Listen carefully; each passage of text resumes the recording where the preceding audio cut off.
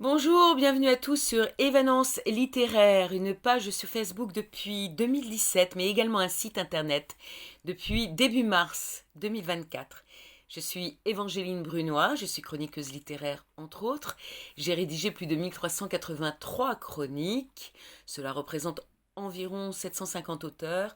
Je ne sais pas combien de maisons d'édition, mais je vais profiter de l'occasion qui m'est donnée pour remercier toutes celles et ceux qui m'ont accompagné toutes ces années et m'ont fait confiance. Je vais vous lire une chronique que j'ai rédigée le 14 août 2024 concernant Fille du ciel de Michel Moutot, paru le 10 mai 2024 aux éditions du Seuil, 288 pages.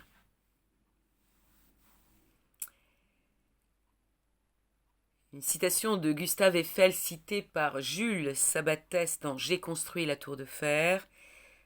Ce n'est pas tout de concevoir un plan gigantesque, rien de plus aisé. Le difficile, c'est de le rendre exécutable et de l'exécuteur. Un extrait d'une chanson de Bruce Springsteen, The River. Now those memories come back to haunt me. They haunt me like a curse. Is a dream a lie if don't come true, or is it something worse?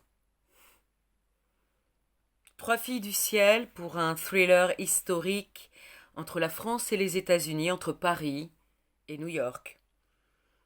La première, Tori, fille aînée de la mère du clan du Loup, peuple amérindien Lenape, destinée à lui succéder, est accompagnée de son oncle Temeh pour un retour vers la terre des ancêtres entre Brooklyn, Manhattan et les îles de la baie.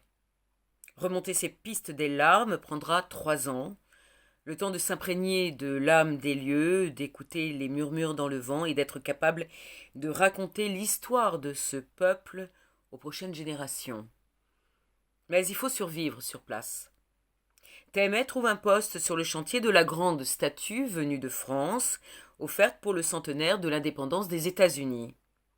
L'oncle réussira-t-il à protéger sa nièce, la future souveraine indienne? Tout naturellement, la deuxième fille est donc la Statue de la Liberté, imaginée par Auguste Bartholdi, dont le squelette en métal est créé et construit par l'entreprise de Gustave Eiffel. La liberté éclairant le monde doit être démontée, mise en caisse. Formidable kit qu'il faudra remonter outre-Atlantique selon le plan fourni. Un homme le peut, un certain Philibert Boucher, véritable colosse, personnage inquiétant, borderline, au passé sombre et violent. Partir pour New York avec d'autres ouvriers qualifiés est une aubaine. Travail bien payé, à des milliers de kilomètres d'une capitale où il n'est plus en odeur de sainteté, mais pourra-t-il résister à ces vieux démons? Enfin, la troisième fille est, vous l'avez deviné, la Tour Eiffel. Fuyant New York en urgence, Philibert Boucher est engagé sur ce nouveau chantier gigantesque et extraordinaire. Il se pense à l'abri. Mais les anciens et la mère du clan des loups ont parlé. Il doit payer. Temeh, accompagné de Denis, un jeune Lenape du Canada, part sur le sentier de la vengeance jusqu'à Paris, jusqu'à l'entreprise de Gustave Eiffel, à Levallois-Perret. Fort de son expérience sur le chantier de la Statue de la Liberté, il réussit à être engagé, ainsi que son compagnon. Vont-ils respecter leurs engagements? Voici donc les décors dressés, et quel décor! Tori, fille du ciel, princesse assassinée, est le lien entre New York et Paris, entre les deux monuments s'élevant vers le ciel. L'auteur nous offre une formidable reconstitution historique, construite sur une documentation foisonnante et les archives retrouvées miraculeusement dans un coffre de bois appartenant à Jules Sabatès, journaliste ayant couvert la construction de la Dame de Fer, allant jusqu'à se faire embaucher comme ouvrier par son arrière-petit-fils Fabien Sabatès. Est mentionné l'ouvrage illustré de ce dernier.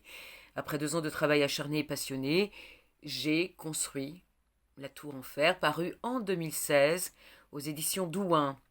rassemblant tous ces documents familiaux.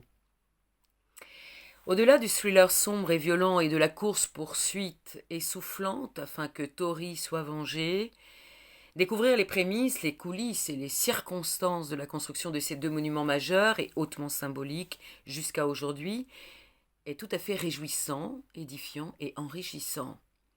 La complexité et les prouesses techniques qui ont caractérisé ce double tour de force sont inimaginables. La vie quotidienne sur les chantiers où se côtoient toutes les nationalités, les solutions qui furent trouvées chaque jour aux problèmes insolites qui se posaient en permanence sur ces lieux de construction hors normes sont fabuleuses à lire.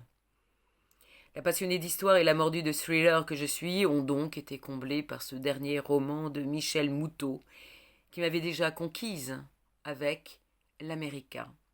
À lire absolument. Je vous invite à découvrir la 4e de couverture, ainsi que la biographie de l'auteur, sur le site internet des éditions du Seuil ou sur Évanance littéraire. Merci infiniment, à très bientôt et au revoir.